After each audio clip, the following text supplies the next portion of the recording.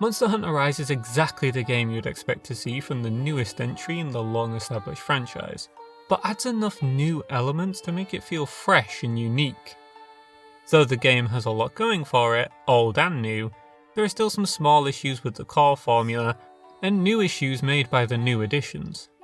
So what's the story? Well, you are the newest hunter trained in the grand tradition of monster hunting, and you've been tasked with the vague objective to find the source of the Rampage epidemic that started about 50 years ago. And that's basically it. The game cares more about story as a way to signpost major changes for quests, rather than as an actual effective story. The story itself is pretty lackluster, though it's obviously not the draw of a game like this. World had a similar push towards story, and though I think World's story progression made more sense, Rise has actually interesting character designs and personalities that are way more memorable, whereas I only remember that one main NPC from World. In terms of how it compares to the other games in the franchise, the gameplay and the overall gameplay loop is pretty much unchanged. The combat still feels weighty and fluid, with a lot of care put into combo strings and move lists if you want that depth. But what all the games do well is that strategy and planning will always outperform raw skill. Even while being bad at the combat, I was able to beat every hunt first try, and very rarely had issues against the monsters, just because I brought loads of healing items and paid attention to their elemental strengths and weaknesses. This game, like all the other ones from the franchise, is split into your pre-hunt and hunting experiences. During the preparation you craft and equip weapons, armour and necessary items, decide on which hunt you're going to do, accept side quests and interact with villagers. In older games you would make meals that specifically boost certain aspects that can only be made out of certain ingredients, but that aspect is split between the planning and hunting phases now.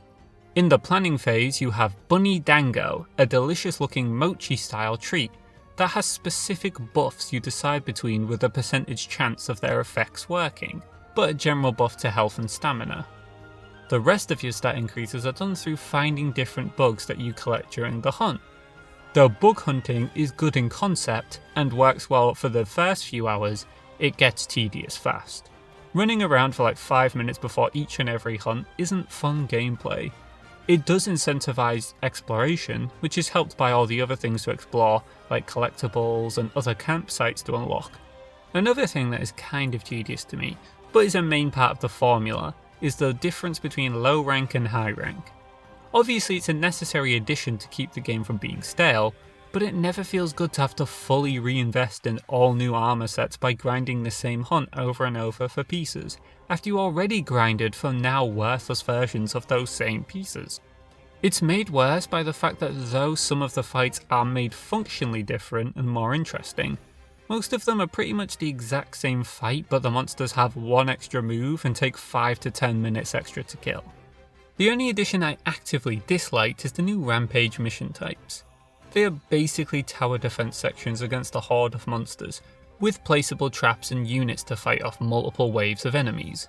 In concept, I like it. It adds a different mission type to break up the very rigid loop that the franchise has stuck to, and it's a way to get the player multiple pieces from different monsters in the same hunt, so there's less individual grinding needed. There's also the addition of apex creatures and special Rampage weapon upgrades to really make Rampages feel relevant. The problem is the actual gameplay of the Rampage section sucks.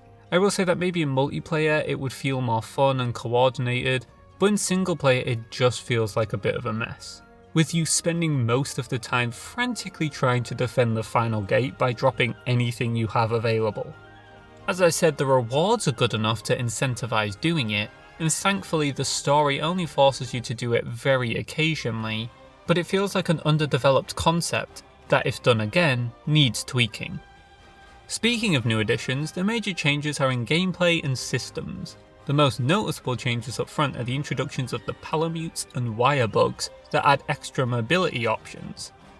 I think palamutes are a smart inclusion, because everyone loves dogs, but it also makes a way to keep mobile while sharpening your sword and healing while traversing faster.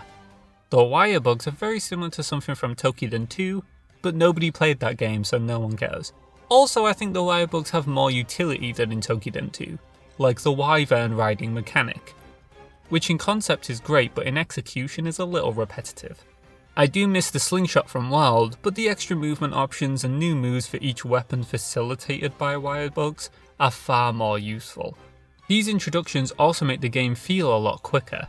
With the connected areas from Wild staying, fights are faster and more tense as you chase your prey across the map, with multiple ways of closing the distance now. The new additions also make trying out weapons more appealing, as now you have an extra companion to do more damage, and every weapon, light or heavy, can still have a quick getaway using the wire bug.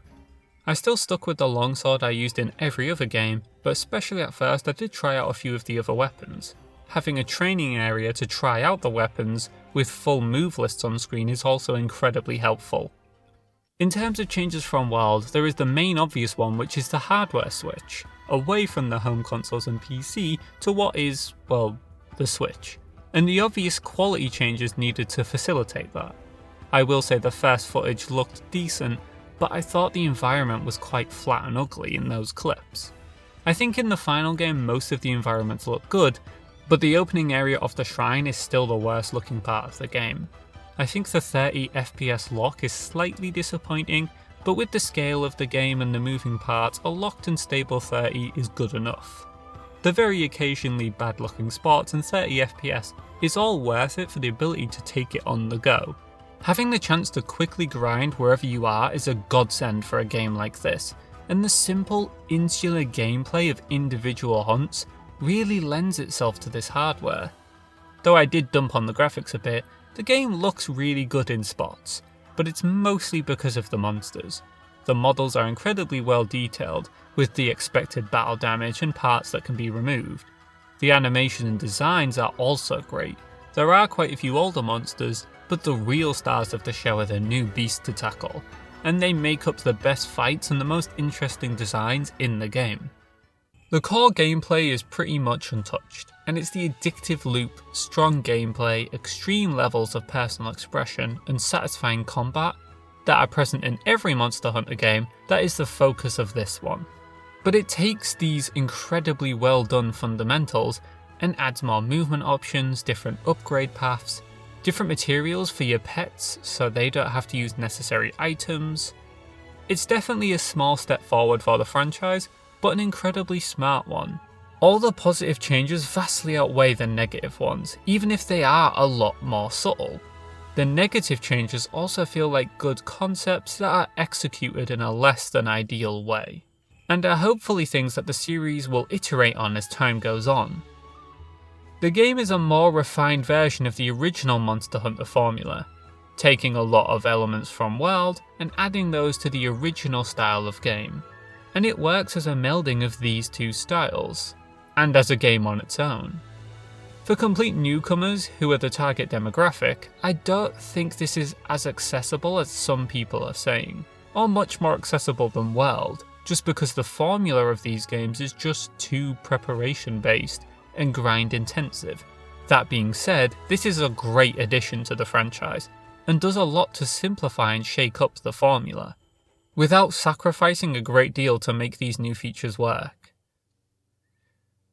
That's the end of the review. Thank you for watching, and I hope you like and subscribe and, do all the stuff that all these YouTubers that are terrible like me ask you to do. If there's anything else you want me to review, that would be great. Just leave that down in the comments. And if you have any questions or you want to say that I'm wrong, then leave that down in the comments as well. Have a great day and stay safe.